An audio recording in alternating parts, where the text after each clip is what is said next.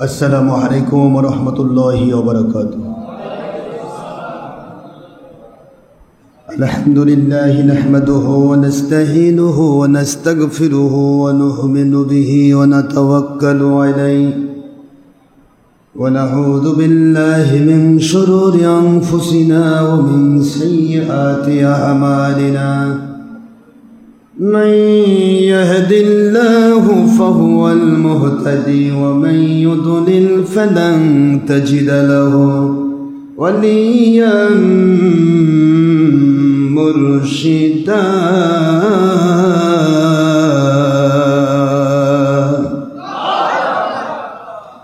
व नशहदु अन ला इलाहा इल्लल्लाहु वहदहु ला शरीक लहु व नशहदु अन्न सय्यदना व सनदना व हबीबना व मौलाना मुहम्मदन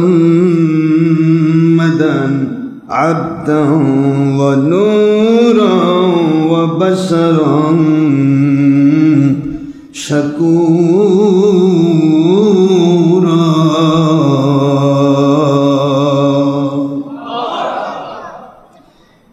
वहुव रसूलुल अंबिया'i वल मुरसलीन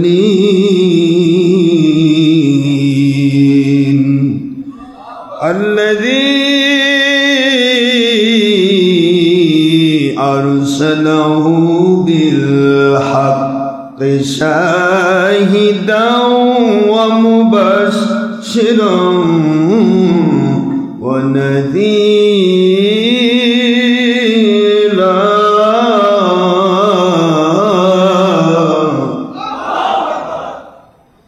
व दाहियन इलल्लाहि बिइज़्निही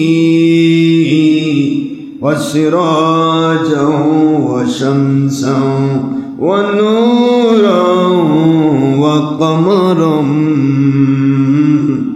मुनीरा।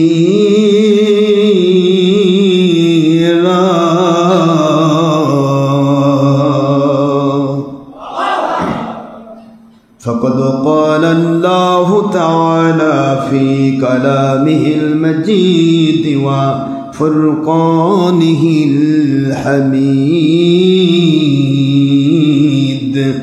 व बुरहानिहित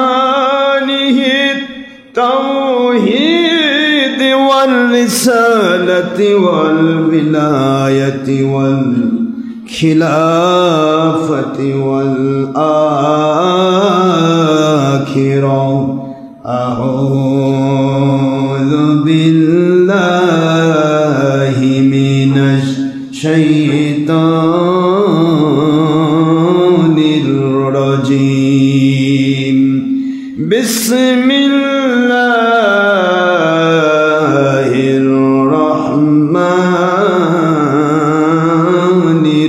रहीम। इन्नल्लाहा व मलाइकतहु युसल्लूना अलन नबी या अय्युहल्लज़ीना आमनू सल्लू अलैहि व सल्लिमू तस्लीमा। अल्लाहुम्मा सल्लि अला सय्यिदिना मौलाना व अला आलि सय्यिदिना मौलाना मुहम्मद। अल्लाह अपनी दया करुन नसीब करुन सोना মদিনা আজকে জুমাতুল বিদা কবুল করুন নসিব করুন সোনার মদিনা হায়াতুন নবীজিকে বারবার স্বপ্নে না দেখাইয়া মৌলা মোদের কবর দেশে নিবেন না আল্লাহুম্মা সাল্লি আলা সাইয়্যিদিনা মাওলানা মুহাম্মদ ওয়া আলা আলি সাইয়্যিদিনা মাওলানা মুহাম্মদ মোদের বাড়ির সবই থাকিবে যেদিন আমরা থাকব না মোদের বাড়ি সবই থাকিবে যেদিন আমরা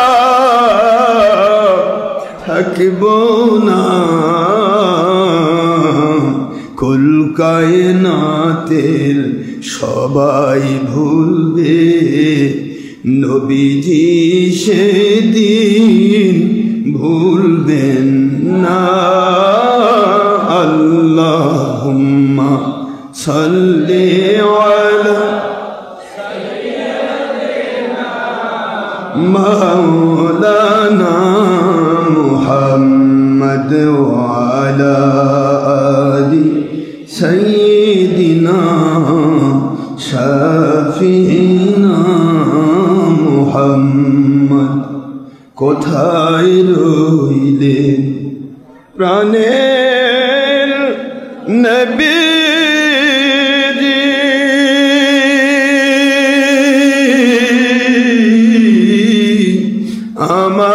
আমাদের সরিয়া কোথায় রইলেন নূরের নবীজি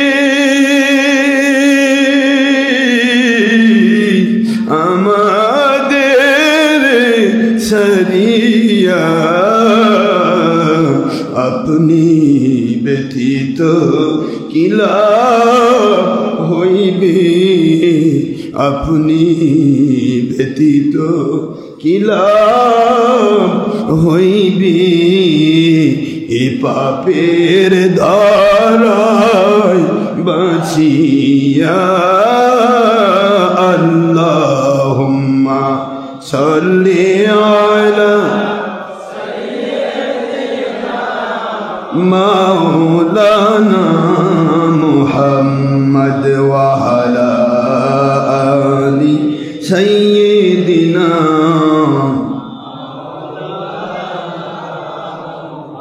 নবীজির শানে মহব্বতন মিলিত ভাবে দরুদ পেশ করেন সকল ফেরেশতা ও স্বয়ং আল্লাহ রব্বুনা সূরা আহজাবের 56তম আয়াত 22 পারা পবিত্র কোরআন খুলে দেখো না আল্লাহুম্মা সাল্লি আলা সাইয়্যিদিনা মাওলানা মুহাম্মদ ওয়া আলা আলি সাইয়্যিদিনা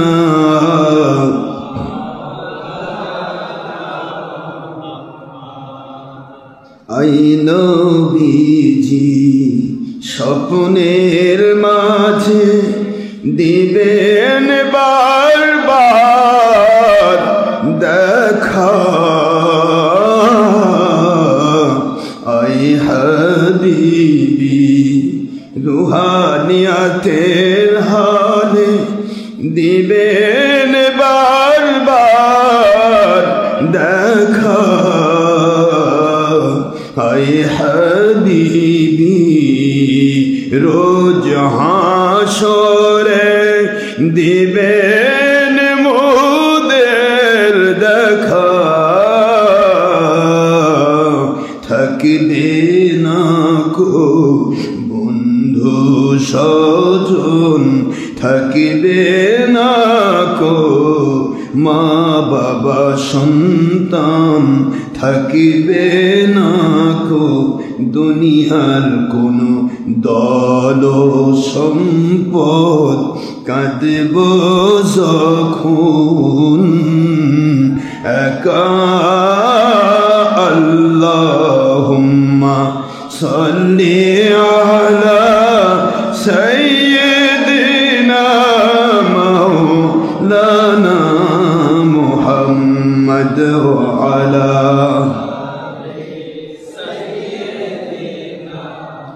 মাওলানা মুহাম্মদ যিনি দেখেছেন দুনয়নে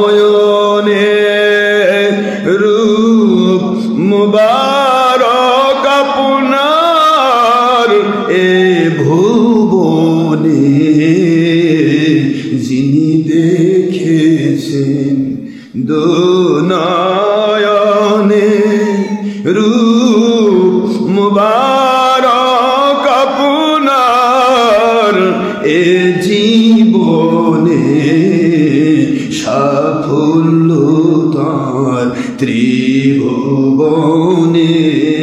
সাফল্য তার ত্রিভুবনে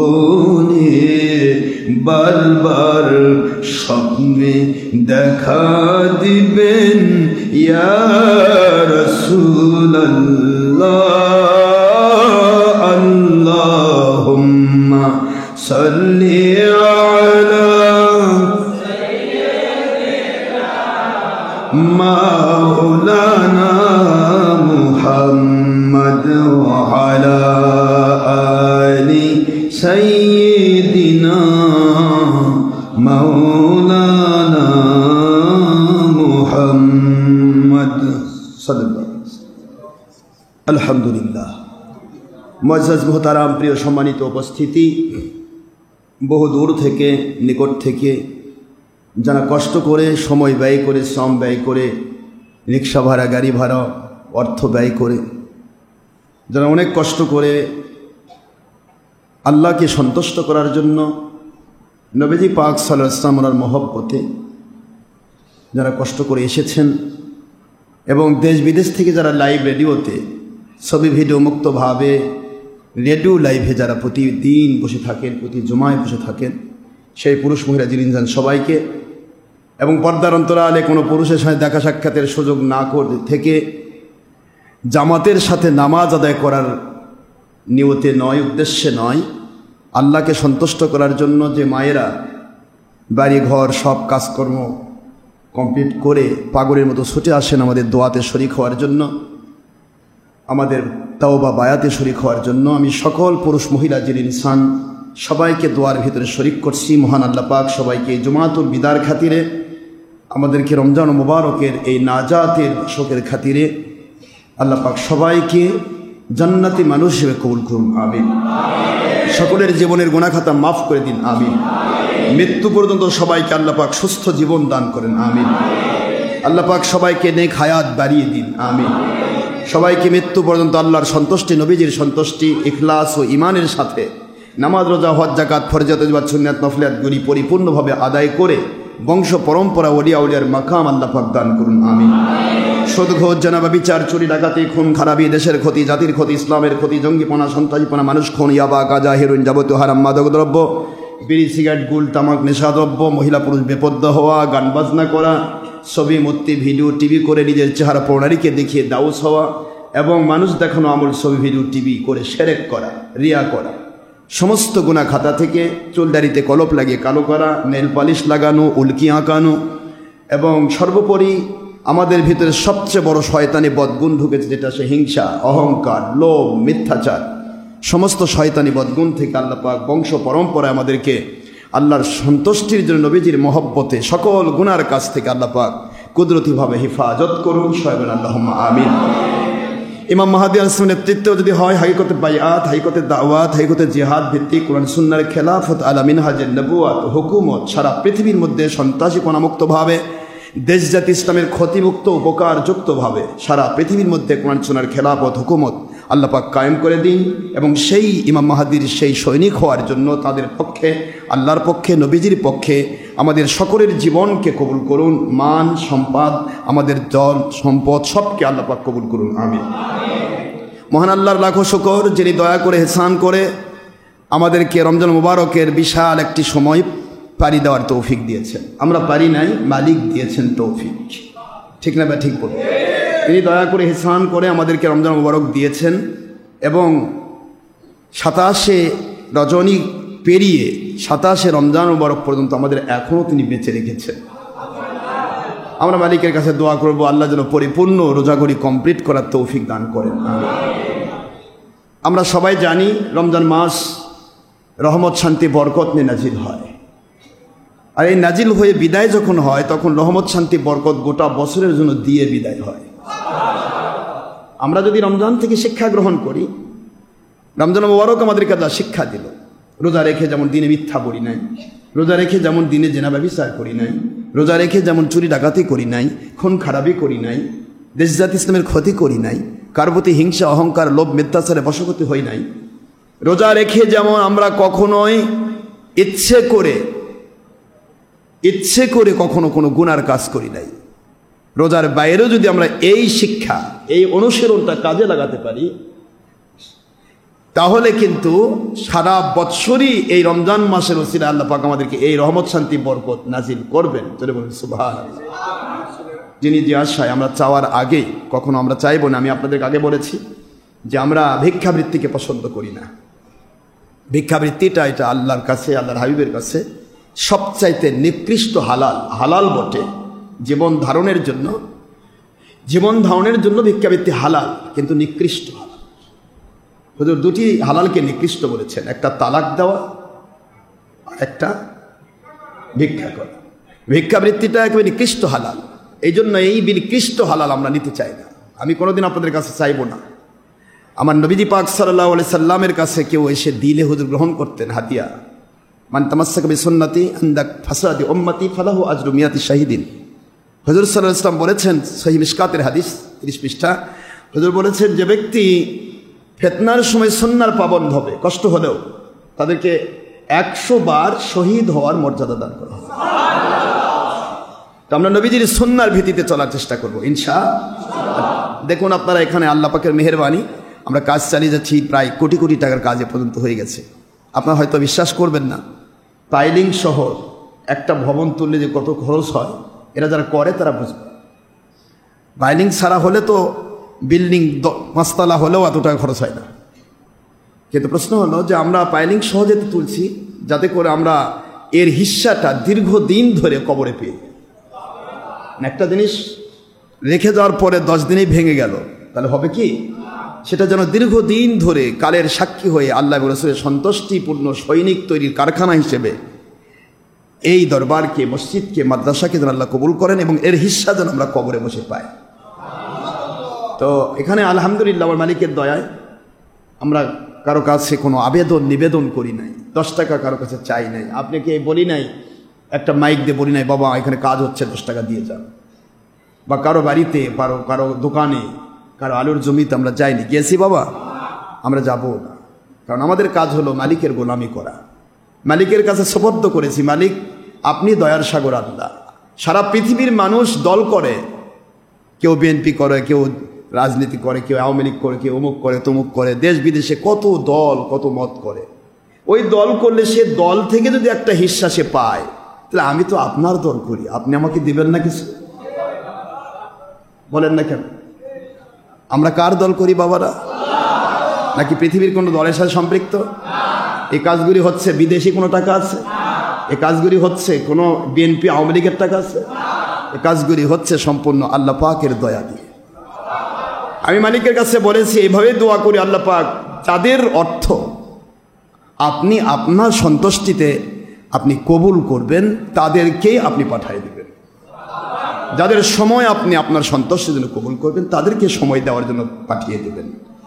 যাদের শ্রম আপনি আপনার সন্তুষ্টির পক্ষে কবুল করবেন তাদেরকে আপনি পাঠিয়ে দেবেন শ্রম দেওয়ার জন্য। যারটারটা আমি নিব না, আমি আপনার গোলাম, আপনার গোলামিতে আমার জিন্দেগি আমি দিয়েছি। সুতরাং দুনিয়াতে কোনো ব্যক্তি যদি সরকারি বিরোধী দল করে যদি অর্থ পায়, সময় পায়, যদি তার ভাবা পায়, তার কাছ থেকে যেটা হিস্সা পায়, আমি বিশ্বাস করি আমার মালিকের পক্ষে আমি সারা জীবন কাজ করি, আমার মালিক আমাকে সাহায্য করবে ইনশাআল্লাহ। এটা আল্লাহ পাক বলেছেন, ওয়াকানা হাক্কান আলাইনা নাসরুল মুমিনিন।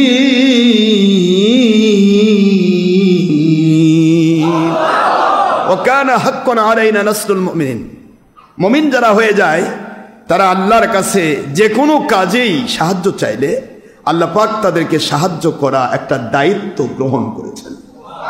এটা তার দায়িত্ব হয়ে যায়, হক হয়ে যায়, আল্লাহ পাকের ডিউটি হয়ে যায়। যদিও মালিকের কোনো ডিউটি নেই, তিনি ইচ্ছাধীন, তিনি যা ইচ্ছা তাই করেন। ফাআলুল লিমা ইউরিদ, মালিক বলেন আমি যা ইচ্ছা তাই করি, কিন্তু মালিক বলেছেন আমি আমার মুমিনদেরকে সাহায্য করা দায়িত্ব হিসেবে গ্রহণ করি। সুবহানাল্লাহ।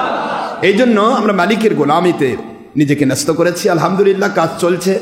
আপনারা দোতলায় যাওয়ার সময় দেখে যাবেন, দেখবেন আমরা মালিকের দয়ায়, মালিক যেরকম সুন্দর, মালিকের ঘরও আমরা সুন্দর বানাতে চাই। ঠিক না ভাই? ঠিক বলুন। ইন্নাল্লাহা জামিলুন ইউহিব্বুল জামাল। আল্লাহ পাক সুন্দর, তিনি সুন্দরকে পছন্দ করেন। এই জন্য পৃথিবীতে কোনো নবী রাসূলকে আল্লাহ পাক অসুন্দর বানাননি। সুবহানাল্লাহ বলবেন না? পৃথিবীতে 1,24,000 পয়গম্বরের একজন পয়গম্বরকে আল্লাহ পাক অসুন্দর বানাননি। যেমন অন্তরে সুন্দর, বাহিরে অবয়বে তেমনই সুন্দর। সুবহানাল্লাহ। অনুপভাবে পৃথিবীতে হক্কানি ওলিয়া উলিয়া তাদেরকে আল্লাহ সেটিং করেন, তাদেরকেও আল্লাহ পাক সুন্দর করেই পাঠান, তাদেরকে অসুন্দর করেন না। যদিও কালো মানুষ হলেও তার ভিতরে একটা নূরের চমক আল্লাহ পাক সৃষ্টি করে দেন, তার কলবের মধ্যে নূর ঢেলে দেন, তার চেহারার মধ্যে নূর ঢেলে দেন। আল্লাহ পাক কুদরত থেকে তাদেরকে রহমত করে সুন্দর বানিয়ে দেন। এই জন্য আমরা সুন্দর করব। আল্লাহ পাকের দয়া, আপনারা দোয়া করবেন আমার মালিক যদি দয়া করেন, মালিক যদি সাহায্য করেন, মালিক যদি কবুল করেন, তাহলে আমরা পারবো ইনশাআল্লাহ। এখানে ওই মাথা পর্যন্ত মসজিদ, 2 বিঘা জায়গার উপর যখন মসজিদ হবে তখন দেখবেন আপনি যে মসজিদটা কাকে বলে ইনশাআল্লাহ।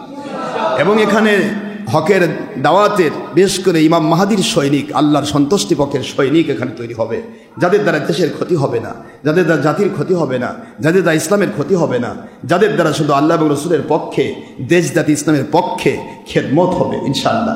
এই ধরনের মানুষকে তৈরি করার উদ্দেশ্যেই আমাদের এই দীর্ঘ সূত্রে এমন একটি টার্গেট নিয়ে আমরা এগিয়ে যাচ্ছি। মহান আল্লাহ যদি দয়া করেন হবে ইনশাআল্লাহ, ইনশাআল্লাহ। তো আমরা এ পর্যন্ত এই মাথা থেকে ও মাথা পর্যন্ত যে টার্গেটটা দিয়েছেন আমাদের ইঞ্জিনিয়ার, যে প্ল্যান দিয়েছেন, প্ল্যানের ভিতরে টার্গেট আছে 100 কোটি টাকা। 100 কোটিটা টার্গেট ফিল আপ হলে ইনশাআল্লাহ ওই মাথা পর্যন্ত মিলবে।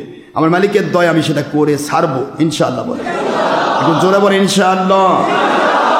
কিন্তু ভিক্ষা করব না, কারো কাছে আমি ভিক্ষা থলি নিয়ে ঘুরবো না। আপনারা দেখবেন একটু এই রমজান মাসের ফেতরা পাওয়ার জন্যে, জাকাত পাওয়ার জন্যে এখন দেখেন প্রতিটা দোকানে এখন একদিকে মহিলার ভিড় আর একদিকে হলো টুপিওয়ালা হুজুরের ভিড়। ওরা ঘুরে ঘুরে সারা বছর ঘুরে যা পাবে না, আমার মালিক আমাকে একদিনে তার সাথে বেশি দিতে পারে। এটা মালিকের গয়েবী মদত নয় বাবা। গতকালকে টাইলস মিস্ত্রি কাজ করতেছিল, টাইলস মিস্ত্রি আশ্চর্য হয়ে বলছে যে আমি আশ্চর্য হলাম যে মানুষ একটা বিভিন্ন মসজিদে দেখি যে তারাবির নামাজের টাকা হাদিয়া তোলার জন্য প্রতিদিন ঘোষণা দেয় না? এখানে কি তারাবির কোনো ঘোষণা আছে? প্রতিদিন ঘোষণা দেয়, তারপরেও দেখা যাচ্ছে যে টাকা ওই অনেক কষ্ট করে 10,000 20,000 টাকা ওঠে। কিন্তু এখানে দেখতেছি, আমি এখানে কাজ করতেই দেখতেছি কয়েকজন এসে কয়েক লাখ টাকা আপনাকে দিয়ে গেল। ব্যাপারটা কি বুঝলাম? তাই বললাম আমি তো পাইনি, এ আমার মালিক পাঠাচ্ছে। আমি কারো বাড়িতে যাব না, কারো বাড়িতে নক করব না, আমি আমার মালিকের কুদরতের কাছে নক করব। ঠিক না ঠিক বলুন? আলহামদুলিল্লাহ, আমরা আল্লাহ পাকের গোলামিতে নিজেকে যেন বিলীন করতে পারি। গত রাত সবাই জাগার চেষ্টা করেছেন তো? বলেন না তো, করেছেন?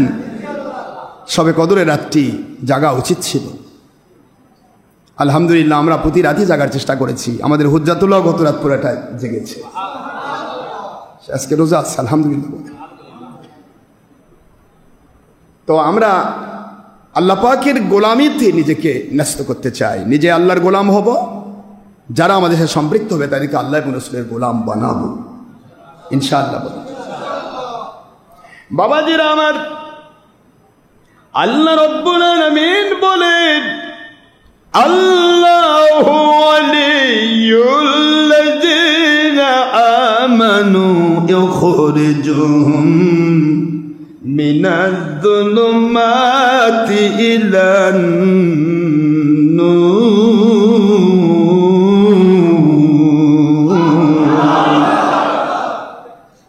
কোরআন শরীফের সূরাতুল বাকারা 3 নম্বর পারা 2 নম্বর সূরা সূরাতুল বাকারা আয়াত শরীফ নম্বর 257। আল্লাহ পাক বললেন, আয়াতুল কুরসির পরের অংশে আল্লাহ বলতেছেন, দুনিয়াবাসী শোনো, যখন তোমরা মুমিনে কামিল পজিশন আমি আল্লাহর কাছে পেয়ে যাবে, আমি আল্লাহ তখন তোমাদের বন্ধু হয়ে যাব। কি হয়ে যাব বলুন? আল্লাহু, আল্লাহ শব্দটা আল্লাহু ফাইল। আল্লাহ বলেন, আমি আল্লাহ ওয়ালিউন বন্ধু হয়ে যাব, অভিভাবক হয়ে যাব, পরিচালক হয়ে যাব। ওয়ালিউল্লাযীনা আমানু, তোমাদের মধ্যে যারা মুমিনে কামিল হবে। মুমিনে কামিল কাকে বলা হয়? আল্লাহ বলেন, মুমিনে কামিল যদি হতে চাও, মুমিন হওয়ার পরে কুনু মা'আস সাদিকিন, সত্যবাদী আল্লাহ ওয়ালাদের তোমরা সাথী হয়ে যাও। ইয়া আইয়ুহাল্লাযীনা আমানু তাকুল্লাহ ওয়া কুনু মা'আস সাদিকিন।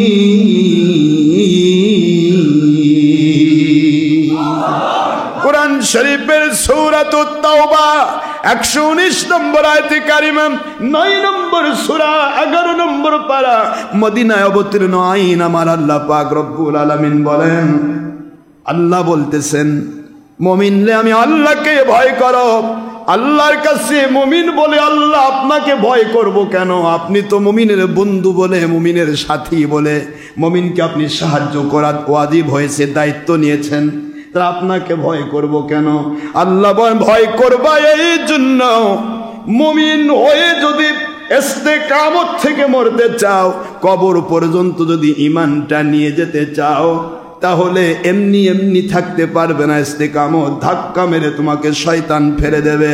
এই জন্য কুনু মা'আস সাদিকিন, সত্যবাদী আল্লাহওয়ালা আল্লাহর ওলিদের তোমরা সাথী হয়ে যাও, তাহলে শয়তান তোমাদেরকে মৃত্যু পর্যন্ত ধোঁকা দিয়ে সত্য থেকে দূরে ফেলে দিতে পারবে না।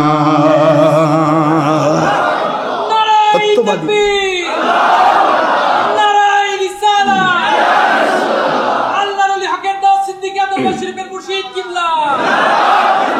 আপনি যেভাবেই থাকেন, আপনি হাজার রকমের ইবাদত বন্দেগী করেছেন, শয়তান যদি ধাক্কা দিয়ে আপনার ঈমান নষ্ট করে দেয়, ইবাদত বন্দেগী থাকবে? সব আপনার বিলীন হয়ে যাবে। আপনি কবরে যাবেন শূন্য হয়ে, অবশ্য আপনি ঈমানদার।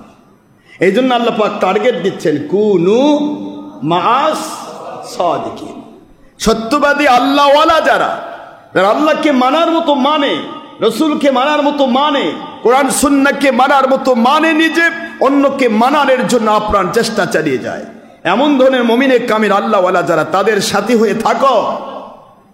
হুজুর একটা হাদিসে বলেছেন, এখানে দৃষ্টান্ত, তুমি যদি সাথী হও, কমের পক্ষে সাথী যদি হতেই হয়, একটা দৃষ্টান্ত তোমরা গ্রহণ করো।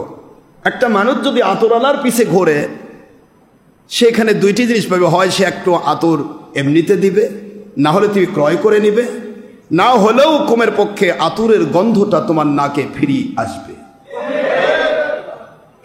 কুনু মাস সাদিকিন, সত্যবাদী আল্লাহওয়ালার তোমরা সাথী হয়ে থাকো। এখানে তুমি ওলি যদি নাও হতে পারো, ওলির উপর যত রহমত নাজিল হবে তুমি তা পেয়ে যাবে। ওলি কিয়ামতে জান্নাতে যাবে, তোমাকে ওলির সাথে জান্নাতে ঢুকানো হবে। হুজুর আবার দৃষ্টান্ত দিচ্ছেন, যদি তুমি কামারের কাছে গিয়ে বসো, তাহলে তোমাকে চাইতেও হবে না, না চাইতেই তুমি কামারের ওই যে ধোঁয়ার দুর্গন্ধ তোমার নাকে ঢুকবে। কমের পক্ষে এতটুকু তো হবে। এরপরে কামারের যে ওই যে কি করে, এরকম করে না, বাতাস করে, বাতাসের সাথে কমের পক্ষে আগুনের ছাইগুলো তোমার শরীরে লেগে শরীর নোংরা হয়ে যাবে। এতটুকু তো পাবেই তুমি, এটা পেতেই হবে। আল্লাহর বন্ধু কি দৃষ্টান্ত দিলেন, কি দৃষ্টান্ত দিলেন। আতরালার পিছে ঘুরলে আতরের গন্ধ পাওয়া যায়, কামারের কাছে গেলে কামারের কামার শালার দুর্গন্ধ নাকে আসে। তুমি যদি আল্লাহ আল্লাহর ওলিদের সাথে হয়ে মরতে পারো, ওলিদের সিফত নিয়ে তুমি মরতে পারবে। ওলিদের সাথে দুনিয়াতে চিটা ধান ধানের সাথে লেগে থাকলে যেমন একই বাজারে একই দোকানে একই দামে বিক্রি হয়ে যায়, কিয়ামতের দিন আমার ওলিরা জান্নাতে যাবে। আমি ডাক দিব, রে ওলি, আমি তো বলেছি আল মারউ মা'a মান আহাব্বা, পৃথিবীতে যার সাথে যার আল্লাহর জন্য ভালোবাসা হয়, মহব্বত হয়, তার সাথে তার হাসর হবে।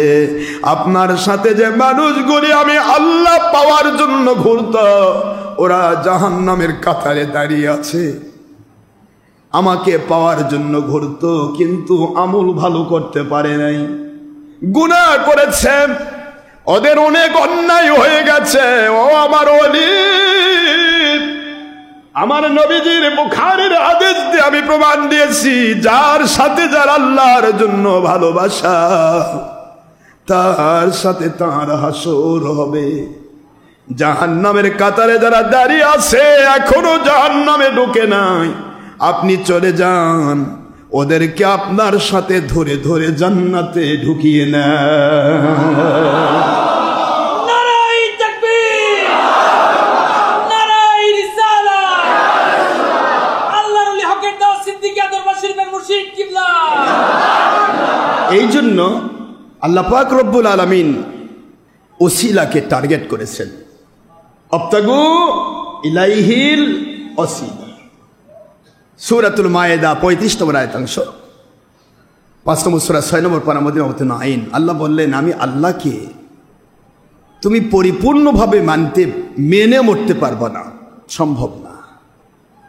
একটু বাহানা তালাশ করো, একটু ওসিলা তালাশ করো। কিয়ামতের দিন আমি এমনও বলতে পারি, কোনোদিন কি কোনো অলির সাথে, কোনোদিন কি কোনো অলির দরবারে বসার সুযোগ হয়েছিল?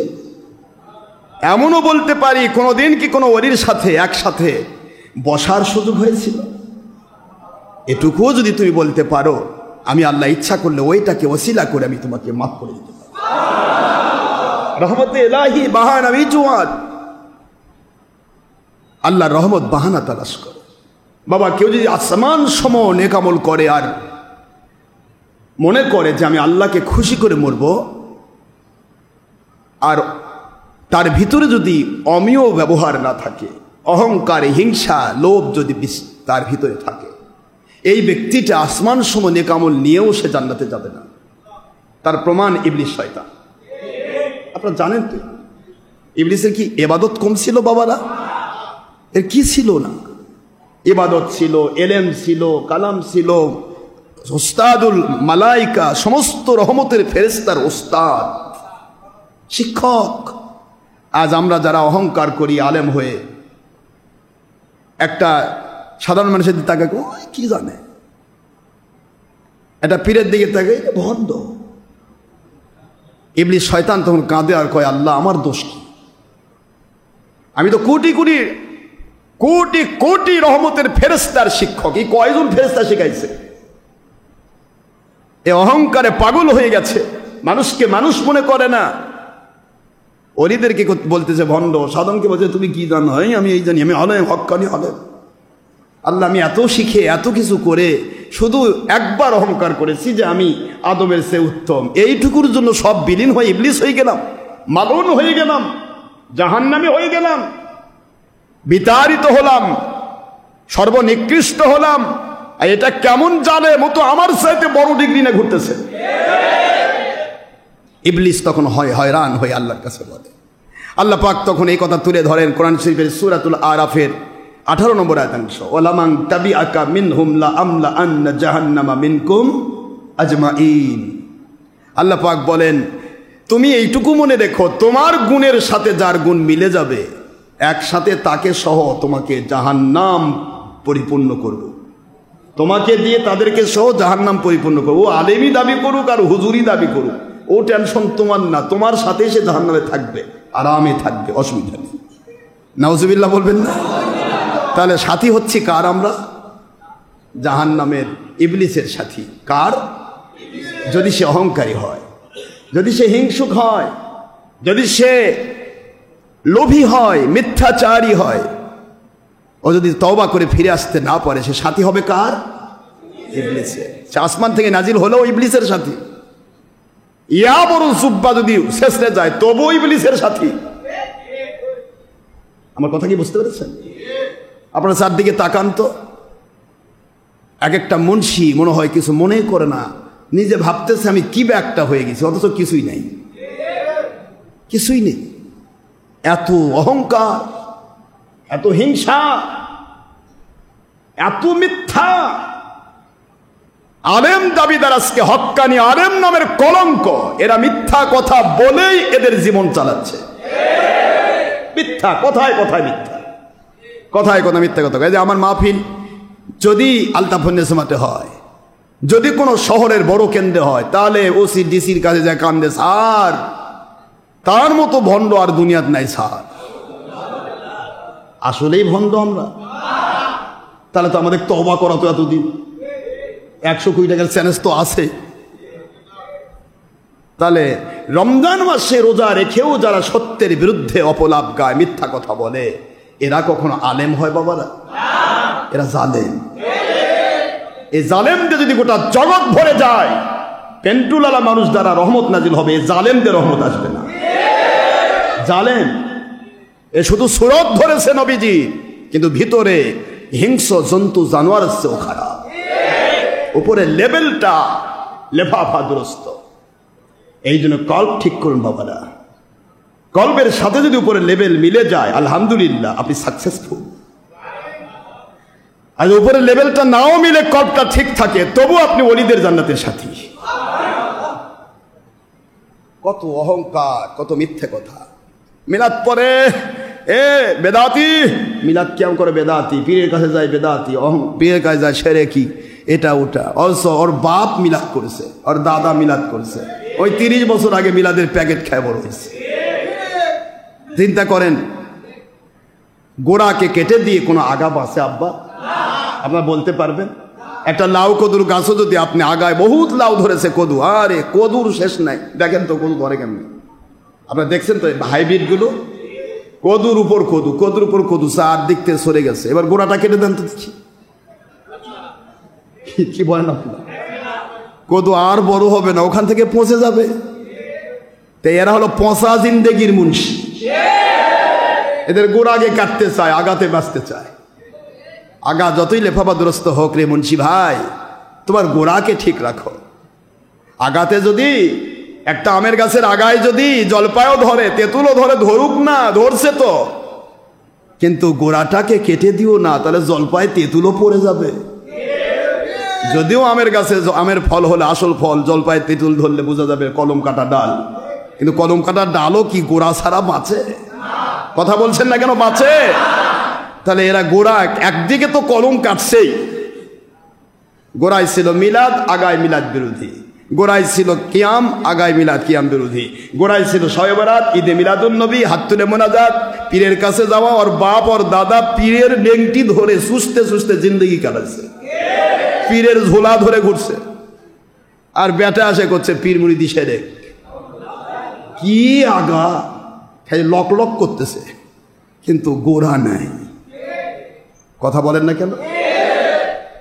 कबीले कबीले तबूदा खुदा था, किसी का उबल था, किसी का सफा था, किसी का इस्तार था, किसी का मुन था। हर हर घर में, हर हर मोहल्ला में नया नया खुदा था। मस्जिद नहीं है, मस्जिद के लिए इमामती करने के पर, खतीबगिरी करने के पर मास मास मायने कमाई नहीं है।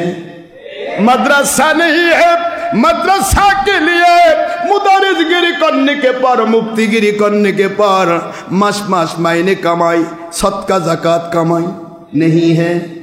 एक कथा करने के मुस्लिम नहीं है दिस सब कॉन्टिनेंट, भारत पाकिस्तान एंड बांग्लादेश।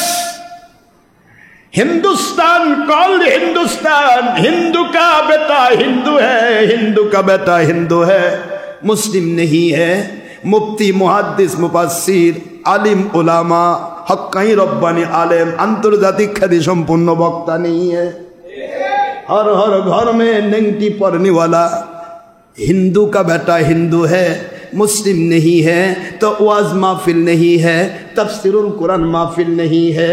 एक रात भी 1 घंटा का वाज फरमाए थे, पर हेलीकॉप्टर चुक्ति करने के लिए लाख लाख टका माल कमाई नहीं है। मगर हक्कानी वलिया उलिया, मिलाद करने वाला पीर, क़याम करने वाला पीर, फर्ज नमाज के बाद, अज़ान के बाद हाथ उठाना मुनाजात करने वाला पीर, शबे बरात पालन करने वाला पीर, शबे कदर पालन करने वाला पीर, मेराज पालन करने वाला पीर, ईद मिलादुन नबी सल्लल्लाहु अलैहि वसल्लम पालन करने वाला पीर, हक्कानी वलियों के हाथ में बायात और तौबा करने वाला पीर। कथा बोलें ना क्या? मजहब मानने वाला पीर, शाहजालाल शाहपुरन समकदुम माइशवर गुल की खंजाना दे, हक्कानी वलिया उलिया की हक इस्लामी दावत। हमारा मुस्लिम नहीं है, हमारा मुफ्ती मुहद्दिस मुफस्सिर नहीं है, शायक और मदनी नहीं है। हमारा हर हर घर में नंगटिया और पैता पड़ने वाला हिंदू का बेटा हिंदू है। এত সহজে গোড়া কেটে দেয় মুন্সি। আজ ফেসবুকের পাতায় তাকান, ইউটিউবের পাতায় তাকান, টিভির পর্দায় দেখেন মুন্সি খালি ঝুলতেছে লকলকা, আগা লকলকা, গোড়া নাই। আশ্চর্য, এত নিস্ট কন্ডিশন। গোড়া কেটে দিয়ে কখনো আগা বাঁচে না। তুমি তোমার গোড়া থেকে তোমার ডাল আলাদা করেছ। আমরা মেনে নিলাম তোমার ডাল একই গাছে তেঁতুল ধরতেছে, আমের গাছে ধরুক না, আমরা আম খাচ্ছি, তুমি তেঁতুল খাও। কিন্তু তেঁতুল হয়ে বলতেছো আমের গাছের গোড়া ভুল। তো গাছের গোড়ায় যদি আমি কেটে দেই, তুমি কলম কাটা ডাল টিকবা কেমনে বেটা? আমি এই কথাগুলি বলি যার কারণে বাতিল কোম্পানি কয় এগুলা কথা যদি কেউ শোনে আমাদের ভিক্ষা শেষ, কাজে ওর মাহফিল বন্ধ কর। কি আশ্চর্য, ওর মাহফিল বন্ধের জন্য ঘুষ দিচ্ছে। ছাড় ভণ্ড ছাড়, আমরা সত্য বলেই ভণ্ড হয়ে গেছি, আর তুমি মিথ্যায় লুকোচুরি খেলছো। তুমি কত বড় হক্কানি ইবলিস শয়তান চিন্তা করতে পারেন। নামাজ পড়তেছে কাটায় 1টায় 1টায় 12টায়। ওই মুন্সি বলতেছে মিলাদ কিয়াম বেদাত নবীর যুগে ছিল না। এ মুন্সি জানে না আমার নবী কোনো ঘড়ির কাঁটা ফলো করে নামাজ পড়েননি। ওটা আবার কোন নবীর সুন্নত রে দেড় ব্যাটারি কাঁটা ধরে নামাজ পড়ান? আমার নবী কোন জায়গার ঘড়ি ফলো করেছেন? সাধারণ মানুষ তো এমনিতে হুজুকে মাথা, এমনিতে নাচুনি বুড়ি, তার উপর দিয়ে ঢোলের বাড়ি, তিরিং বিরিং করে নাচে আর কয় আমার সময় পার হয়ে গেল। মানে ওই নাচতেছে, মানে সময় ওই বেশি জানে মুন্সির চেয়ে, সময় পার হয়ে গেল। নামাজের সময় কখন হয় আর কখন সময় শেষ হয় এ কথাটা কি আমি কোনো মুন্সির থেকে নেব নাকি আল্লাহ এবং রসুল থেকে নেব? তুমি তোমার মতো চলতে পারো, তোমার ব্যক্তিগত নীতি এটা, কিন্তু আমার আল্লাহর নীতিতে আমি বিশ্বাসী। হুজুর বললেন জোহর জুমা রক্ত শুরু হবে, জোহর জুমা শুরু হবে জাওয়ালে, যেই মাত্র সূর্য ঢলে পড়লো তখন থেকে শুরু হলো। শুরু হতে একটা সময় শেষ হয় না, শুরু হলো। এবার হুজুর বলতেছেন ইলা ওয়াক্তিল আসর। তাহলে এগুলা হাদিস কি মুন্সি পড়েনি? পড়ার পরেও বলতেছে আশরাফ সিদ্দিকী ভণ্ড 3টার সময় নামাজ পড়ায়, আনটাইমে নামাজ পড়ায়, মানে ও হাদিস মানে না, ও নিজের নফসের গোলামি করে। নফসের গোলামি করে তুমি তোমার কোম্পানিকে খুশি করতে পারো, তুমি তোমার চাকরি ঠিক রাখার জন্য তুমি তোমার সভাপতি সেক্রেটারি তোমার কমিটিকে খুশি করতে পারো, তোমার মুসল্লিকে খুশি করতে পারো। আমি যে নফসের গোলামি করতে পারবো না, আমি আমার মালিকের গোলামি করে মরতে চাই। বাদশাহ শাহজাহান আসেও যদি আমার দরবারে বসে থাকে, বসে থাকতে হবে, ওকে আমি মানি না, আমার মালিককে মানি।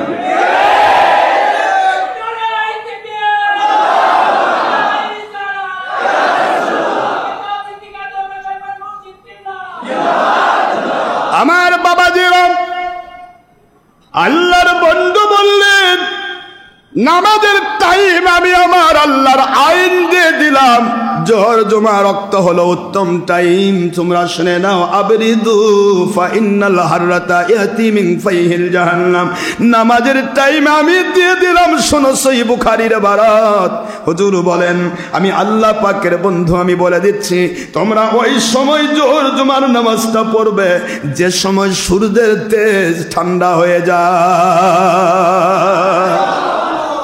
এর চাইতে আরো কঠিন কথা নবীর কি শুনবেন? সূর্যের তেজ যখন ঠান্ডা হয়ে যায়, কারণ সূর্যের তেজ উদ্যুক্ত শিখা জাহান্নামের আগুনের নিঃশ্বাস থেকে বের হয়। এই জন্য তোমরা সূর্যের তেজ কমে গেলে নামাজ পড়বে। আপনি বৈজ্ঞানিক সূত্র মিলান, সূর্যের তেজ কমে 3টার পর। সহিহ বুখারীর এবারও তো মানে না, মুন্সি মানে শুধু পেট নীতি এবং তার কোম্পানি নীতি। আস্তে করে ফতোয়া দিয়ে দেয় ভেড়ার উপর বাছুর পরা মানিক। সাধারণ মানুষ কই দেয় ভণ্ড, ওই ভণ্ডের কাছে গেছিলেন, নামাজ কয়টায় পড়াইছে? কইছে 8টায়। হাই হাই করছেন, নামাজ শেষ। মানে ও ভণ্ডের ভণ্ডামি ধরা পড়বে বলে নামাজ শেষ। আর আমার নবী বললেন টাইম ইলা ওয়াক্তিল আসর, আখেরি নবী বলেন আসর পর্যন্ত টাইম। মাঝখানে যে যত সময় দেবে তার প্রতিটি ঘন্টার বিনিময়ে সে 700 গুণ পাবে। আর এই ভণ্ড কি কয়? ভণ্ডা আমি বন্ধ করার জন্য মানুষকে ধোঁকা দেয়। আমি আপনাদের খেদমতে বলবো, সত্য বলা উত্তম জিহাদ। জীবত নয়, অহংকার নয়। সত্য গোপনকারী বোবা শয়তান আল্লাহর বন্ধুর বাণী। সুবহানাল্লাহ বলেন। শুধুমাত্র হিংসা থাকবে না, অহংকার থাকবে না। মালিকের গোলাম, ও মালিক আপনি দয়া করে গোলামি করার তৌফিক দিয়েছেন, এই জন্য গোলামি করছি। আপনি যদি দয়া না করতেন আমার কিছুই করার ছিল না, আমিও পড়ে থাকতাম ডাস্টবিনের থাল তলদেশে। এই জন্য আপনার শুকরিয়া, আলহামদুলিল্লাহ। শুকরিয়া তো তাঁর। অহংকারী হবে না আল্লাহওয়ালা। আল্লাহওয়ালার কাজ হবে আমার মালিককে খুশি করা, ঠিক না ঠিক? কিন্তু অহংকার, হিংসা, লোভ, মিথ্যাচার নিয়ে আমরা ব্যস্ত। কে কত রকমের এলেম, বাপ রে, এলেমের এত গরম, কে জানে। ভণ্ড অথচ টিপ মারেন, একটা হাদিস মুখস্থ বলতে পারবে না। ভেড়ার ওপর বাছুর পরা মানিক। এই ধরনের মানুষগুলি থেকে সাবধান থাকবে। আপনারা সাদামাটা মানুষ, আপনাদের কলিজাকে নষ্ট করে দেওয়ার জন্য, আপনার কল্পকে তছনছ করে দিয়ে বেঈমান বানানোর জন্য সাধারণ মানুষ কাজ করবে না, কাজ করবে বাতিল ফেরকার মুন্সি। এর কাজ আল্লাহকে খুশি করা নয়, এর কাজ হলো মানুষকে ধোঁকা দেওয়া। এর কাজ কি? একটু জোরে বলেন। নিজের কোম্পানিকে খুশি করা। নিজের কোম্পানি খুশি করার জন্য আমি আসছি না, আমি আল্লাহকে খুশি করার জন্য আসছি। এই জন্য সাবধান থাকবেন। এই রমজানুল মুবারক আপনার আমার জন্য কি নিয়ে আসলো? আমি এখনই আমার খুতবার দিকে যাব। সময় বহু ঢের রয়েছে, তারপর রমজান মাসের কারণে আমি সময় এগিয়ে নিয়ে আসতেছি, আপনারা জানেন, ঠিক না ঠিক? আমি 2টা 2:30টার ভিতরে নামাজ পড়াচ্ছি, কারণ রমজান মুবারকের জন্য বাড়ি বাড়ি গিয়ে যেন আপনার ইফতারটার সুযোগ হয়, আপনি যেন বাড়িতে পৌঁছতে পারেন। কিন্তু আসলে সময় হচ্ছে আসর পর্যন্ত। আপনি যত টাইম দিবেন আল্লাহর ঘরে আল্লাহকে পাওয়ার জন্য, আল্লাহর কসম প্রতি মিনিট টাইমের জন্য আপনি 700 মিনিটের সমান সওয়াব পাবেন। এক জামানা সোবতে বা আউলিয়া বেহতেরাজ সাথ সনে তো আত বেরিয়া। একটা সময় ক্ষণিক কাল যদি কোনো হক্কানি আলেম বা ওলির দরবারে গিয়ে আল্লাহকে খুশি করার জন্য সময় ব্যয় করতে পারো, তোমাকে 1 নয় 2 নয় 100 বছর বেরিয়া কবুলযোগ্য নফল নামাজ রোজার চাইতে উত্তম বদলা দেওয়া হবে। বাবাজি, রমজান মুবারকের একটি জমাতে আল্লাহর বন্ধু হুজুর পাক সাল্লাল্লাহু আলাইহি ওয়াসাল্লাম তিনি মিম্বারের নিকটবর্তী হয়ে গেলেন। যেই মাত্র মিম্বরের কাছে গেলেন, আল্লাহর বন্ধু আমিন বললেন। প্রথম ধাপে উঠলেন, আল্লাহর বন্ধু আমিন বললেন। যখন হুজুর বসে পড়লেন, আল্লাহর বন্ধু আমিন বললেন। 3 বার আমিন বলা হয়ে গেল। জুমা শেষ হয়ে গেল। আল্লাহর বন্ধু সাল্লাল্লাহু আলাইহি ওয়াসাল্লাম ওনাকে জিজ্ঞাসা করছেন, সাহাবায়ে কেরাম, ইয়া রাসূলুল্লাহ, ইয়া হাবিবাল্লাহ সাল্লাল্লাহু আলাইহি ওয়াসাল্লাম, আমাদের মা বাবা আপনার জন্য উৎসর্গ হয়ে যাক, আমরা বুঝতে পারলাম না 3 বার কেন আপনি আমিন বললেন। আল্লাহর বন্ধু বলেন, আমি যখন মিম্বারের নিকটতম হলাম, জিবরিল আমিন আলাইহিস সালাম এসে বললেন, রমজান মুবারক যারা পাইল কিন্তু আল্লাহর কাছে ক্ষমা চেয়ে তওবা করে রোজা রেখে এবং তারাবির নামাজ পড়ে ইবাদত বন্দেগি করে কমের পক্ষে তওবা করে নিজের গুনাহগুলি যে মাফ করে নিতে পারলো না, তারা বড় হতভাগা, তারা বড় দুর্ভাগা। হযরতে জিবরিল আমিন যখন এই কথা বলেছেন, আমি জানি, আমি এইটুকু জানি, মোহাম্মদ হরগিজ নে গুপ্তা, তানা গুপ্তা, জিবরাইল হরগিজ না গুপ্তা, তানা গুপ্তা, রব্বুল জলিল। আমার জিবরাইল ততক্ষণ পর্যন্ত একটি কথা বলার ক্ষমতা রাখে না যতক্ষণ পর্যন্ত আমার মালিকের পক্ষ থেকে আইন না হয়েছে। জিবরাইল যখন বলবে তখন আমি নবী বলি, আমার আল্লাহ এবং জিবরাইল বলা ছাড়া আমি নবী কোনো কথা বলি না। যারা বলুন সুবহানাল্লাহ। আমি নিজেই শুনতেছি জিবরাইল আলাইহিস সালাম বলতেছেন, তারা হতভাগা, দুর্ভাগা, তারা লানতগ্রস্ত, অভিশপ্ত। বুঝলাম আমার আল্লাহর আইন হয়ে গেছে, আমি আর কি করে এটাকে অ্যাভয়েড করি, আমি শুধু আমিন বলে দিলাম। জিবরাইলের কথাকে নবী আমিন বললেন, কবুল হয়ে যাক। বলেন তো, রমজান মাস পাওয়ার পর যে ব্যক্তি নিজের গুনাহ মাফ করে নিতে না পারলো, এটা কি আল্লাহর কাছে হতভাগা হিসেবে কবুল হয়েছে কিনা? বলেন নাকি? ও সাহাবায়ে কেরাম, আমি যখন প্রথম ধাপে উঠলাম, জিবরাইল আমিন বলেন, মা বাবার 2 জন অথবা 1 জনকে পাইল, তারপরেও তারা আল্লাহর জান্নাত খরিদ করতে পারল না। প্রতিটি কথার ভিতরে কত কথা লুকিয়ে আছে বাবারা। এক একটা পয়েন্টে ওয়াজ করলে ঘন্টার পর ঘন্টা প্রয়োজন।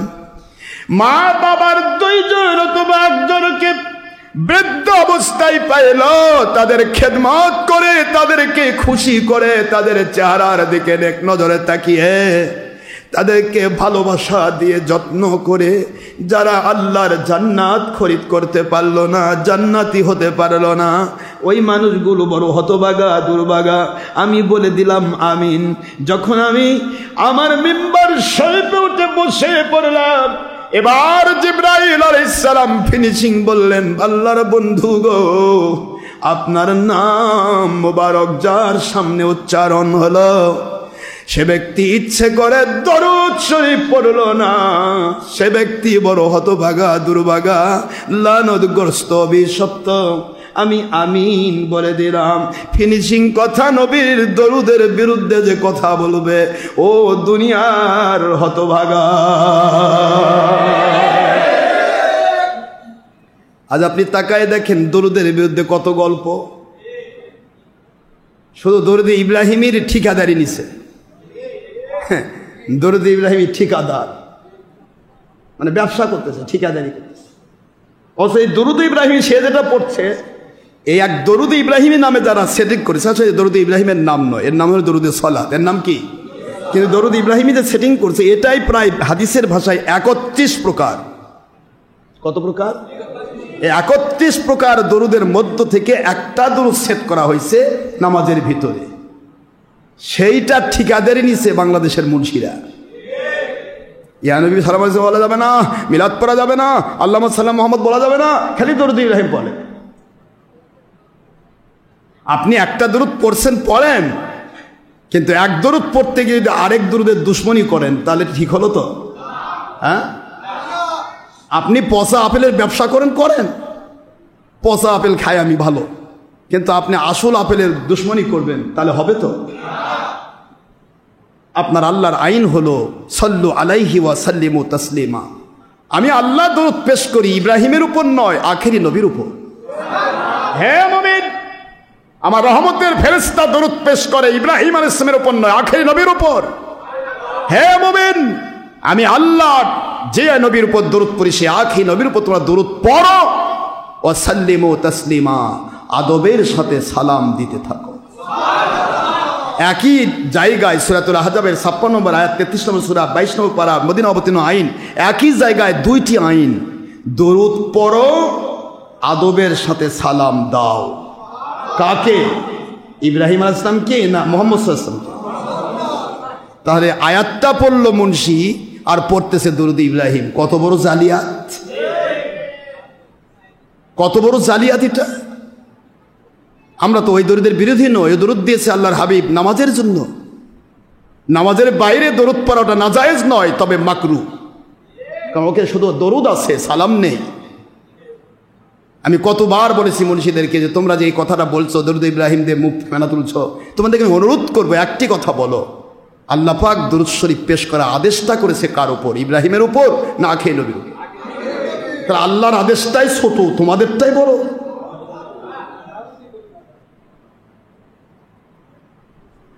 আর পৃথিবীর কোন কেতাবে আছে, কোন হাদিসের কেতাবে আছে এই দরুদটার নাম দরুদ ইব্রাহিম? কয় যে না, দরুদের মধ্যে ইব্রাহিম আসলামের নাম আছে। তো নাম তো আছে 3 নম্বরে, আল্লাহুম্মা সাল্লি আলা মুহাম্মদ। ফার্স্ট নেম কি? ইব্রাহিম। ওয়া আলা আলি মুহাম্মদ, সেকেন্ড নেম কি? মুহাম্মদ সাল্লাল্লাহু আলাইহি ওয়াসাল্লাম। কামা সাল্লাইতা আলা Ibrahim, third name at this sentence, third name Ibrahim আলাইহিস সালাম।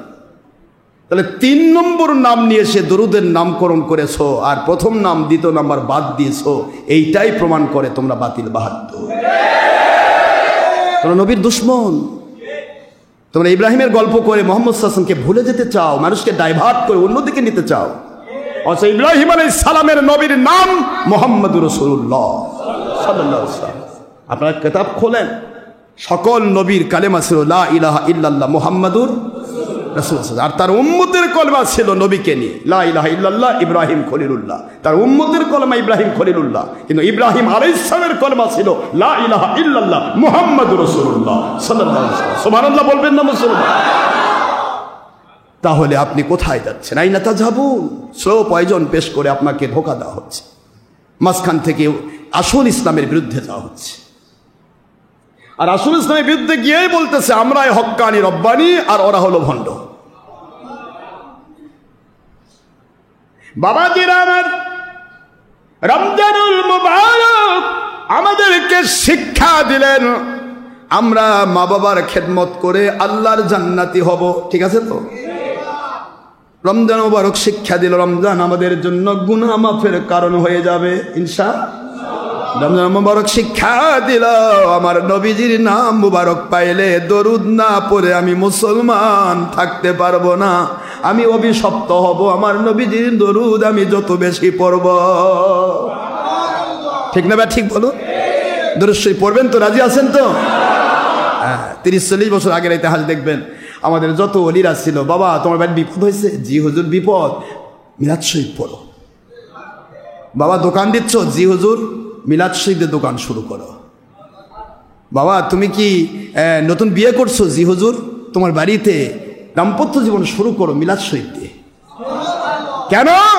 আমার আল্লাহর হাবিব বলেছেন, যেখানে দরুদ পড়া হয় আল্লাহর রহমত নাজিল হয়, 10টি গুনাহ মাফ হয়ে যায়। তোমার গুনাহ মাফ হবে, রহমত নাজিল হবে। যে আমল দিয়ে, সে আমল করে তুমি তোমার ভালো কাজ শুরু করো, তোমাকে আল্লাহ বরকত দিয়ে ভরে দেবে। আজ অবশ্য মুন্সিদের ফতোয়ার দাপটে মিলাদ বন্ধ হয়েছে, তবে প্রতিটা দোকানে টিভি ঝুলতেছে।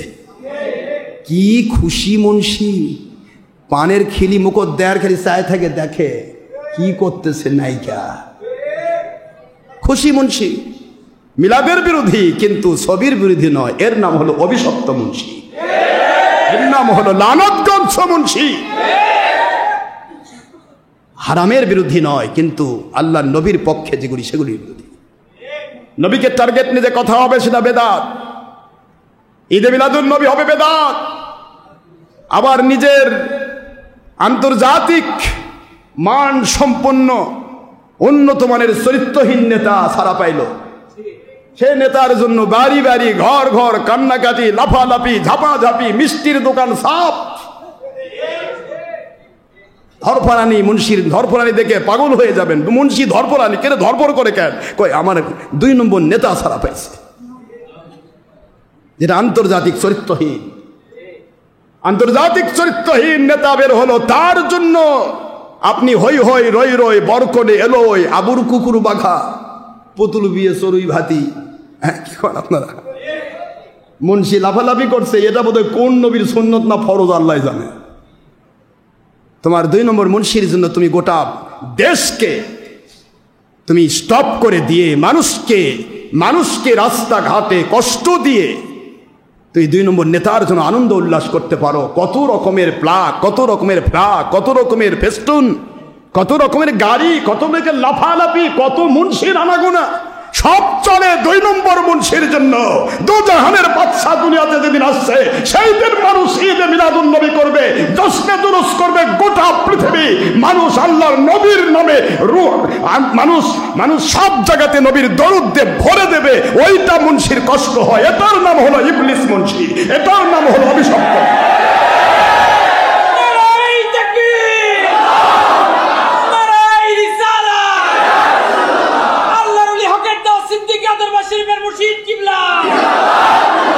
তোমার জীবন তো তৈরি হয়েছে আল্লাহ এবং নবীর জন্য নয়, তোমার জীবন তৈরি হয়েছে 2 নম্বরের জন্য।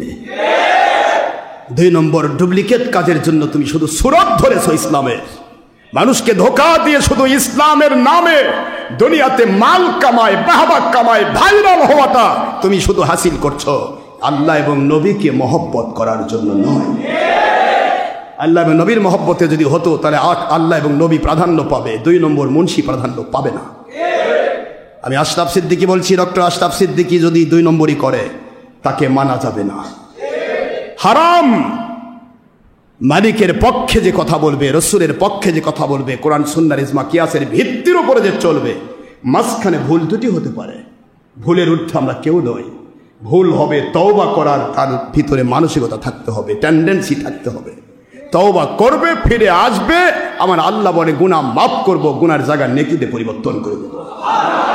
কিন্তু তওবা না করে তুমি যদি উল্টা পাল্টা করে যাও, সে যে কেউ হোক, তাকে মানা যাবে না। আমার বাবা, আসলে এই রমজান মুবারকের জুমাতুল বিদার এই দিনে আমরা সবক গ্রহণ করি।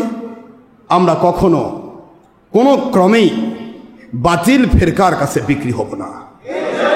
ইনশাআল্লাহ বিক্রি হব আল্লাহর কাছে, বিক্রি হব নবীজির কাছে, বিক্রি হব ওই ওলির কাছে যে ওলি আল্লাহ এবং নবীকে প্রাধান্য দিয়ে চলে।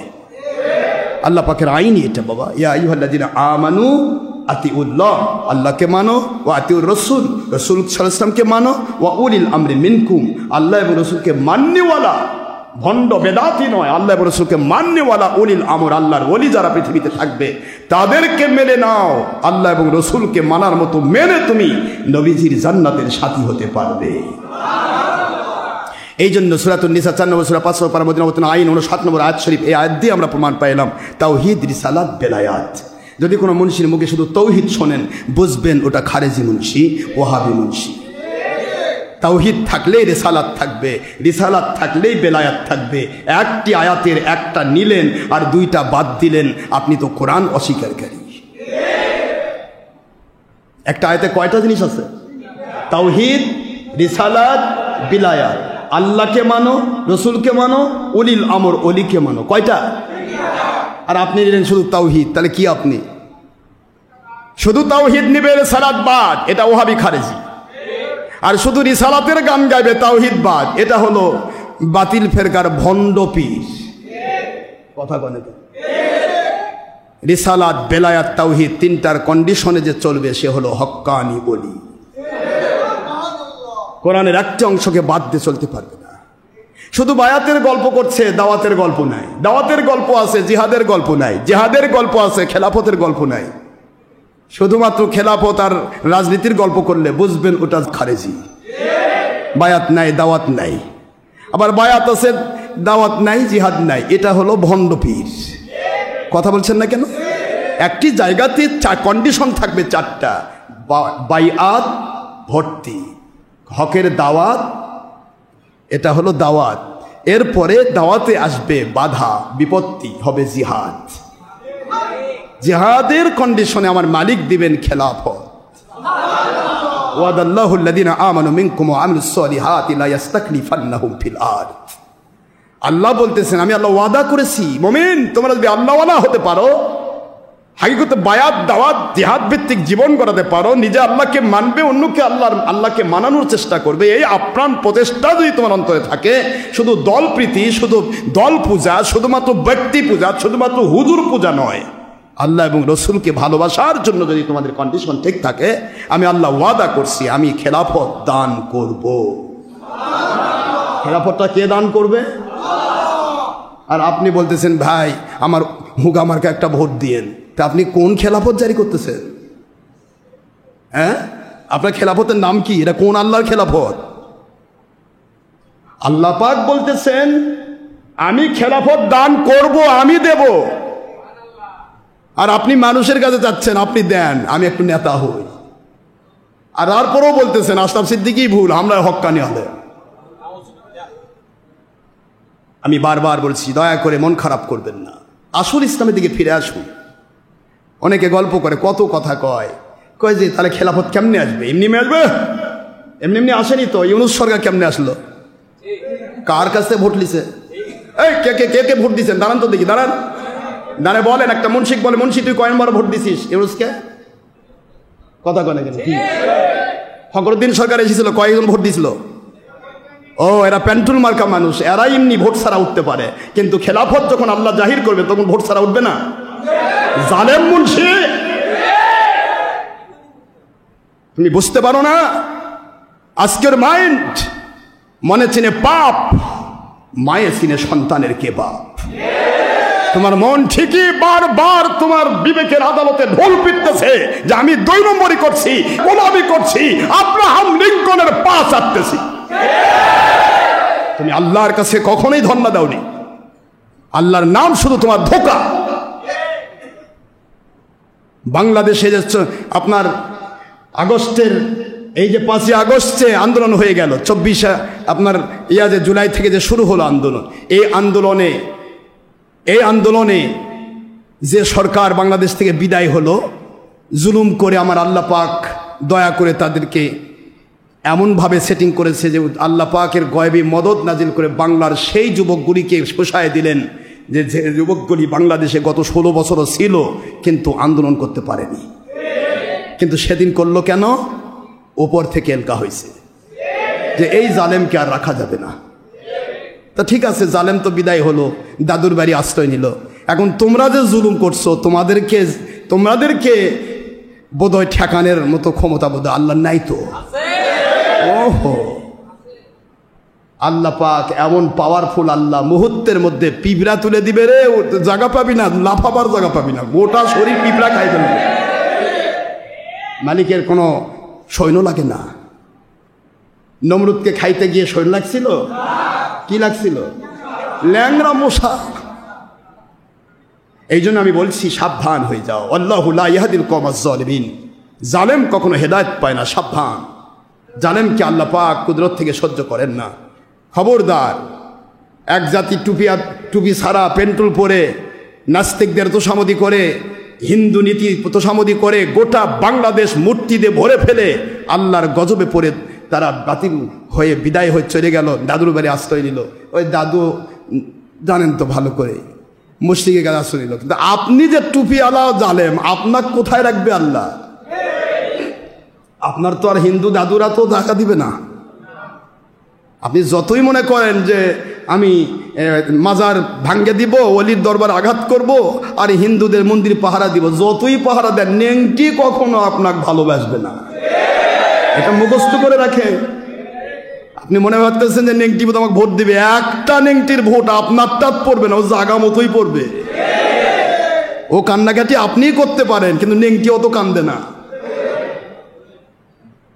আপনাকে ভালোবাসলে যাদের মাজার ভাঙতেছ, যে দরবারে আঘাত করতেছ, ওই পীরেরাই টুপির কারণে, নবীর সুন্নাহর কারণে ভালোবাসতে পারে, কিন্তু নেংটি ভালোবাসবে না। কোরআন বলেছে ইন্নামাল মুশরিকুনা নাজাস, মুশরিকরা অপবিত্র। আবার আল্লাহ বলেছেন এক কথাই, ওয়ালা তাজিদান্না শাদ্দান নাসি আদাওয়াতাল লিল্লাযিনা আমানুল ইয়াহুদু ওয়াল্লাযিনা আশরাকু। সূরাতুল মায়েদা 5 নম্বর সূরা 6 নম্বর পারা মদিনাতুল আইন আয়াত শরীফ নম্বর 82। আল্লাহ পাক বলে দিলেন, তোমাদের জন্য আমি কঠিনভাবে শত্রু হিসেবে তোমাদের কাছে তোমরা মনে রাখবে, শত্রু তোমাদের 3 প্রকার, ইহুদি, নাসারা এবং মুশরিক। যে মুশরিক তোমার শত্রু, সে মুশরিকের মন্দির পূজা দাও, যা গীতা পাঠ করো। আর যে আল্লাহর ওলিরা দেশে ইসলাম নিয়ে আসলো, যাদের কারণে তুমি মসজিদ পাইছো, যাদের কারণে মাদ্রাসা পেয়েছো, যাদের কারণে তুমি ইমামতি করে খাচ্ছ, যাদের কারণে তুমি তাফসীর মাহফিলের নাম করে তুমি লাখ লাখ কোটি কোটি টাকার মাল কামাচ্ছ, সেই ওলিদের দরবারে আঘাত করতেছো, তুমি তো জালেম, গোড়া কর্তনকারী এবং আগাছাকে পালনকারী। তুমি তো জালেম। জালেম কি করে আল্লাহ পাবে? কি করে নবী পাবে? কি করে আল্লাহর রহমত পাবে? এই জন্য সাবধান হয়ে যাও। বারবার বলছি, আমি আশরাফ সিদ্দিকী কিয়ামত পর্যন্ত বাঁচবো না। যে কোনো মুহূর্তে আমি পড়ে যাব, আমার মালিকের হুকুম হবে চলে যাব। I always ready for death. যে কোনো মুহূর্তে আমি আমার মালিকের ডাকে সাড়া দেব। কিন্তু যতদিন পৃথিবীতে আছি, পৃথিবীর এমন কোনো হিম্মতওয়ালা নেই আমাকে মৃত্যুর ভয় দেখায়, জেলের ভয় দেখায়, কান্নাকাটি করে আমাকে আমার আল্লাহর গোলামির থেকে দূরে সরে দিবে। এমন পাওয়ার পৃথিবীর কেউ নেই, ইনশাআল্লাহ পারবে না। আমার জিন্দেগি তৈরি হয়েছে সত্য বলার জন্য, ইনশাআল্লাহ বলুন। যায় যাবে জানতা হে, জানের সীমান বড়। 1 সেকেন্ড বেঁচে আমি পৃথিবী ছাড়তে চাই, আমার মালিকের সন্তুষ্টি নিয়ে মরতে চাই। 1000 বছর, 1700 বৎসর ফেরাউন নমরুদের রাজত্ব করলো।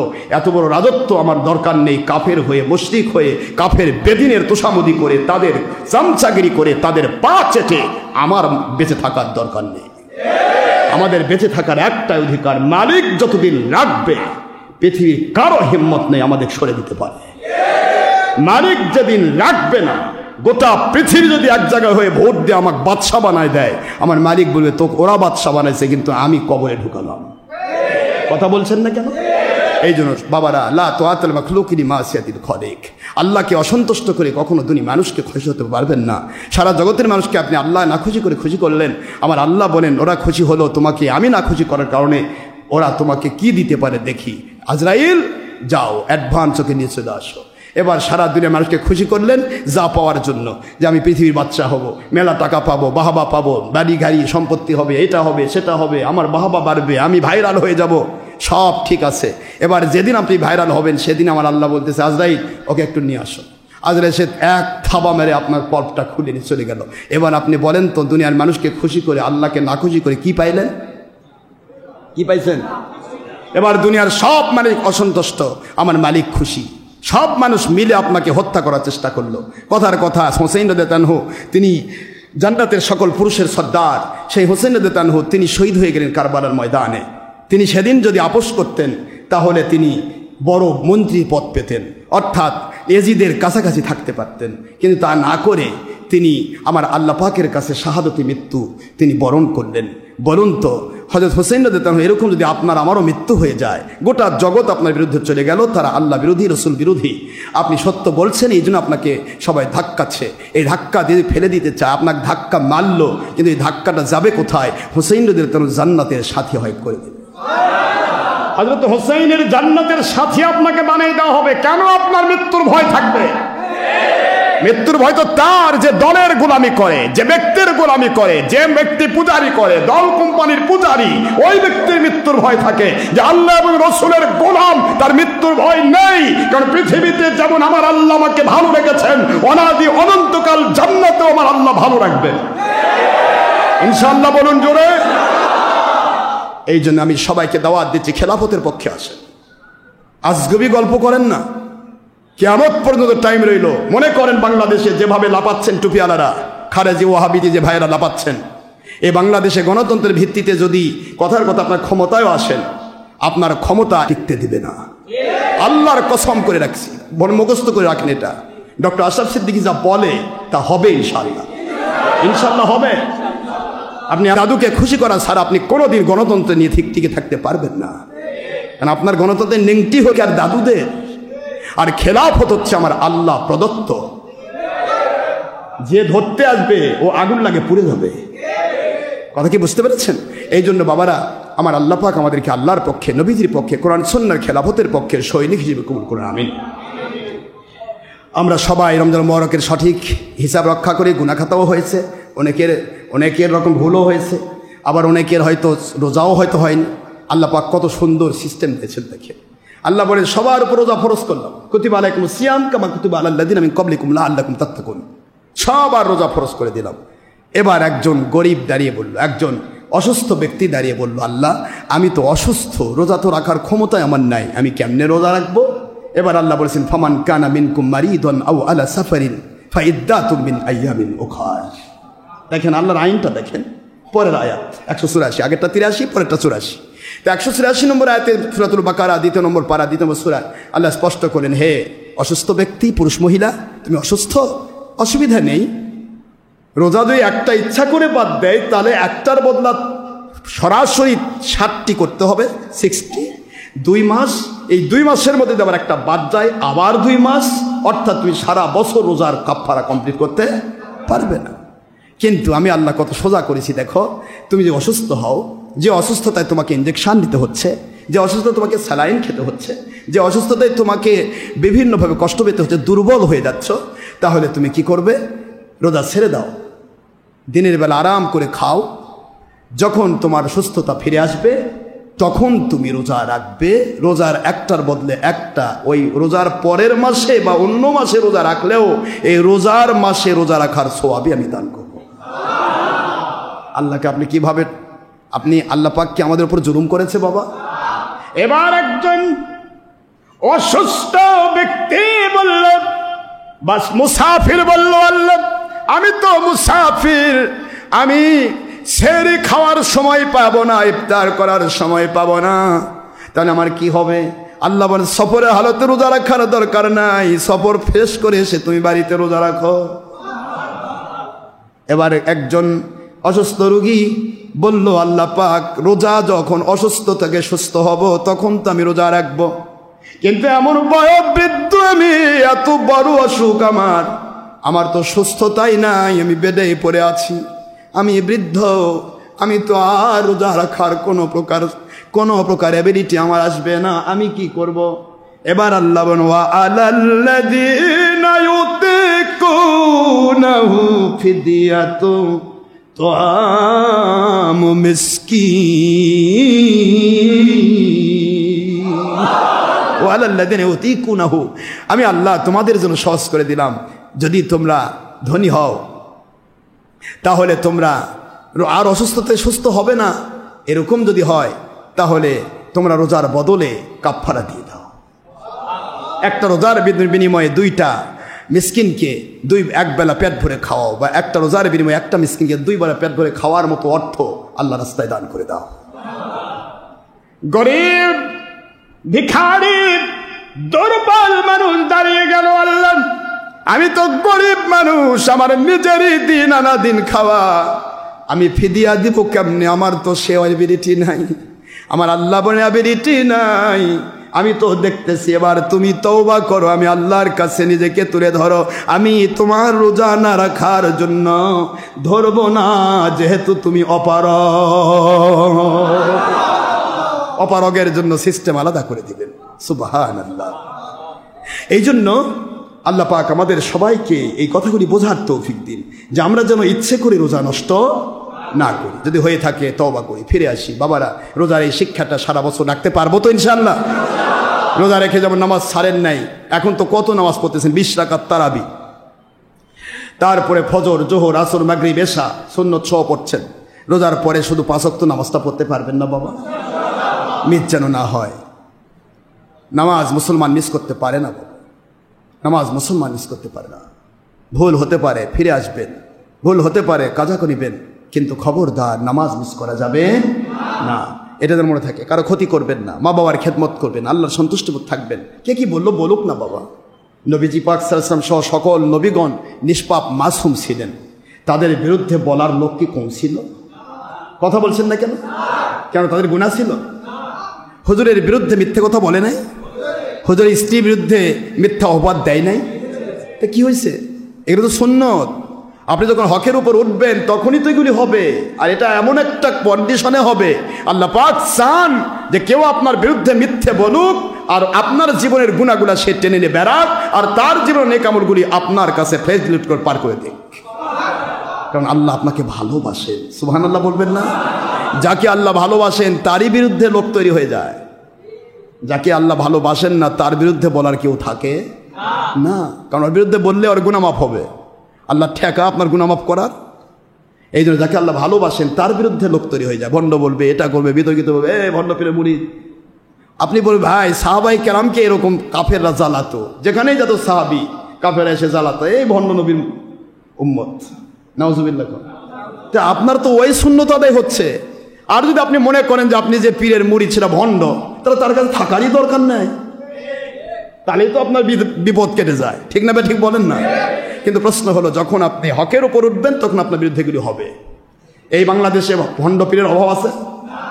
তাদের বিরুদ্ধে কথা বলার কেউ আছে? দেখেন, তাকায় দেখেন, একটা ভণ্ড পীরের বিরুদ্ধে কথা বলার কেউ নাই। বাড়ি বাড়ি যাচ্ছে, বেরিসনের কাছে হাত টিপে নিচ্ছে, খাচ্ছে, রান্না করে, আব্বা খান, আব্বা তুলে খাওয়াচ্ছে। কথা কর না কেন? ও ভণ্ড পীরের বিরুদ্ধে বলার কেউ নাই। কিন্তু যে ডক্টর আশরাফ সিদ্দিকীর কাছে হাজার হাজার লাখ লাখ মহিলা তার মুরিদ, একটা মহিলা এক নজর দেখা করার চান্স নাই, তার বিরুদ্ধে তো ভণ্ড বলতেই হবে, না হলে আমি হক হবো কেমনে? বোঝেন না এগুলি? মহিলা দেখবে, পরনারী দেখবে, এই জন্য একটা প্রজেক্টর দিচ্ছি না, একটা ভিডিও দিচ্ছি না, উদ্দেশ্য কোনো পরনারী দেখবে না। তারপরও আমাদের ভণ্ড বলা, তা আলহামদুলিল্লাহ, তো শুকরিয়া, এতে নবীজির সুন্নাহ আদায় হচ্ছে, একটা শহীদের মর্যাদা। এগুলি আপনাকে বুঝতে হবে। আপনাকে একটা নামাজ, 5 ওয়াক্ত নামাজ তো মিস আমরা কখনো করি না আলহামদুলিল্লাহ। ইশরাক, সাজ, জাওয়াল, আওয়াবিন, তাহাজ্জুদ সহ, সালাতুত তাসবিহ সহ প্রতিটা আমল আমরা করি। একটা ফরজ ইবাদত, সুন্নাহ ইবাদত আমরা বাদ দিছি। তারপরে ভণ্ড বলতেছে, মজা না, এটা তো নবীজির সুন্নত। আর যদি আমি ভণ্ডামি করতাম আর কেউ ভণ্ড বলতো, তাহলে আমার কষ্ট হতো। এই আমার ভণ্ড করলো, আমার তো মানুষ কাটে যাবে, এই হবে সে হবে। ভণ্ডের চিন্তা বহুত, মানুষ কেটে যাবে। আর আল্লাহওয়ালার চিন্তা, লাখো মানুষ কেটে যাবে, কোটি মানুষ তৈরি হবে। সুবহানাল্লাহ বলবেন মুসলমান? লাখো মানুষ কেটে যাবে, কোটি মানুষ তৈরি হবে, কারণ আমি আমার আল্লাহর গোলাম। যেই ব্যক্তিটা আল্লাহর গোলামিতে নিজেকে সপর্দ করবে সেই আমার সাথে টিকবে। আর যে ব্যক্তি আল্লাহর গোলামি বাদ দিয়ে শয়তানের গোলামি করবে, সে আমার পিছে থাকলেও টিকবে না। একদিন না একদিন ছিটকে ওই যেই কূপ থেকে আমি টেনে তুলেছিলাম, ওই কূপে আবার সে পতিত হবে। এটাই স্বাভাবিক। দোজাহানের বাদশাহ আখি নবী সাল্লাল্লাহু আলাইহি ওয়াসাল্লাম, দোজাহানের বাদশাহ যার চেহারা দেখলে গুনাহ মাফ হয়ে যায়, সেই ব্যক্তির পিছে নামাজ পড়ে মুনাফিক বাহিনী 300 জন কেটে যায় নাই? তা কি হয়েছে? হুজুর বোধহয় খুব কান্নাকাটি করছিল। হায় হায় মুনাফিকগুলা কেটে গেল রে, ধরে নিয়ে আসো রে, বান্ধে ধরে রে। আল্লাহ পাক বরং বলতেছেন ইন তাস্তাগফির লাহুম 70 মাররাতান ফালা ইয়াগফিরাল্লাহু লাহুম। নবী সাল্লাল্লাহু আলাইহি ওয়াসাল্লাম, কাফের মুশরিককে আমি তওবা করে আপনার গোলাম বানাবো, কিন্তু যে ব্যক্তি আপনার কাছে থেকে, আপনার সাথে থেকে সত্য বোঝার পরেও সত্যের বিরুদ্ধে বাতিলের টাকা পয়সা খাওয়ার জন্য সরে গেছে, ওকে আমি মৃত্যু পর্যন্ত আর ক্ষমা করব না, ও কখনো ঈমান নিয়ে কবরে যাবে না। কত কঠিন মুনাফিকের উপর আল্লাহ তাকে জানেন। এই জন্য যেই মুনাফিক অভিশপ্ত বিদায় হয়েছে, ওই মুনাফিকের কথায় যদি কোনো আমার মুরিদ যদি কেটে যায়, আমি বুঝবো ওটা আরো বড় মুনাফিক। ও মুনাফিক দিয়ে আমার দরবার কলঙ্কিত করার দরকার নেই, কেটে যাক, কেটে যাক। আমার ওই ব্যক্তির দরকার যার কারণে আল্লাহর রহমত নাজিল হবে। আমার ওই ব্যক্তি দিয়ে ভরা দরকার নাই যার কারণে গজব নাজিল হবে। কথা কি বুঝতে পেরেছেন? আল্লাহ আমাদের বোঝার তৌফিক দান করুন। ওলিদের কোনো ভয় নেই, কোনো চিন্তা নেই। আল্লাহ কথা বলেছেন, আলা ইন্না আউলিয়া আল্লাহ লা খাউফুন আলাইহিম ওয়া লা হুম ইয়াহজানুন। সাবধান দুনিয়াবাসী, আমার যারা ওলি হয়, আমাকে খুশি করা যার টার্গেট হয়, আমার নবীর মহব্বত যার টার্গেট হয়, সারা জগৎ এক জায়গায় হয়ে তাদেরকে ভয় দেখাতে পারে না, তাদেরকে চিন্তায় ফেলতে পারে না। কয় মুরিদ বাড়লো, কয় মুরিদ কমলো, কে কেটে গেল, কে যোগ দিল, ওটা দেখার বিষয় আল্লাহর, ওটা আমার দেখার বিষয় না। আমার বিষয় মানুষকে হকের দাওয়াত দেওয়া। যার কপালে হেদায়েত আছে ছুটবে, যার কপালে ইবলিসি আছে সে কেটে পড়বে, কোনো দরকার নেই। এটাই আল্লাহর কথা। ওয়া হুম ইয়াহজানুন। কে হাদিয়ার পোটলানে ঘুরলো, কে মারার জন্য রাস্তায় রিভল ভান্ডে দাঁড়িয়ে থাকলো, কিছুই তাকাবার সময় কোনো অলির নেই। কারণ আল্লাহ বলেন, অলিদের কন্ট্রোলার আমি নিজে। ওমান আদানি ওলিয়ান ফাকাদ আযানতুহু বিল হারব। এ দুনিয়ার অলিরা শুনে নাও, আমি আল্লাহ ঘোষণা দিচ্ছি যে আমার অলির দুশমনি করে, রাতের অন্ধকারে, দিনের আলোতে, প্রকাশ্যে, গোপনে, আমি আল্লাহ তার বিরুদ্ধে যুদ্ধ ঘোষণা দিয়ে রাখলাম। দুনিয়ার সব সে পাইতে পারে, কিন্তু ঈমান নিয়ে কবরে যেতে পারবে না। নাউজুবিল্লাহ বলবেন না জোরে? এই জন্য এটা হলো বুখারী শরীফের 2 খণ্ড 963 পৃষ্ঠার প্রথম হাদিসে কুদসি। তাহলে আল্লাহ যে ওলির কন্ট্রোলার, সে ওলির ভয় থাকবে কেন? হ্যাঁ, ভয় থাকবে? বাপরে, কে টানে গেল, কে টেনে নিয়ে গেল, কে নিয়ে আসলো, কি নিয়ে আসলো, কি নিয়ে গেল, বাবা। কোন ওলির চিন্তা একটাই, কি করে আমি মালিককে খুশি করব। আর মালিকের ইচ্ছা একটাই, কি করে আমার ওলিকে আমি সাহায্য করব। সুবহানাল্লাহ বলবেন না জোরে? ওমা আলাইনা ইল্লাল বালাগুল মুবিন। হাদা মা ইনদি মানফাত ওমা ইনদাল্লাহি রাসূলি সাল্লাল্লাহু আলাইহি ওয়াসাল্লাম। বাক সুবহানাকাল্লাহুম্মা বিহামদিকা আশহাদু আল্লা ইলাহা ইল্লা আনতা আস্তাগফিরুকা ওয়া আতুবু ইলাইকা। আমার বাবারা, ঈদের জামাত হবে ইনশাআল্লাহ এখানে 8:30টায়, সকাল 8:30টায়। সেই প্রস্তুতি নিয়ে চলে আসবেন। নামাজ চালু হবে 8:30টায়, কিন্তু ঈদের, আপনারা ভালো করে জানেন, ঈদের জামাতের আগে কিন্তু নসিহত হয়, এটা জানেন তো? হ্যাঁ, তো নামাজ শুরু হবে 8:30টায় এবং নামাজের পরে হয় খুতবা। জুমাতে নামাজের আগে হয় খুতবা, আর ঈদে কি হয়? নামাজের পরে খুতবা হয়। এইটা খেয়াল রাখে আপনারা আসবেন। 8:30টায় জামাত শুরু হবে ইনশাআল্লাহ। ইনশাআল্লাহ মহান আল্লাহ দয়া করুন আমরা সবাই যেন আল্লাহর সন্তোষ নিয়ে পড়তে পারি। বিশেষ করে ঈদের মাঠে আসার কিছু নিয়ম আছে। আপনার আসার সময় তাকবীর দিতে আসবে, মনে থাকবে তো? আল্লাহু আকবার, আল্লাহু আকবার, লা ইলাহা ইল্লাল্লাহু, আল্লাহু আকবার, আল্লাহু আকবার, লিল্লাহিল হামদ। তাকবীর দিয়ে আসবেন, আর যাওয়ার সময় তাকবীর দিয়ে যাবেন। আল্লাহর হাবিব বলেন তার জীবনের গুনাহ মাফ হয়ে যাবে। 2 নম্বর, ঈদের দিন গোসল করবেন। মনে তো এখন তো গরমই, ঠান্ডা তো নেই। ঈদের দিন গোসল করলে হুজুর বলেছেন, সেদিন যদি কেউ গোসল করে সে যেন জান্নাতের দরিয়ায় গোসল করলো। সুবহানাল্লাহ, সুবহানাল্লাহ। সুগন্ধি মেখে আসবেন, হুজুরের সুন্নত। এই ঈদে কিছু খেয়ে, অর্থাৎ 3টি খেজুর, 3টি, 5টি, 7টি খেজুর বা কোনো মিষ্টি জাতীয় খাবার বা যে খাবারই হোক, আপনি খেয়ে আসা। এই জন্য এটাকে ঈদুল ফিতর বলা হয়, নাস্তার ঈদ।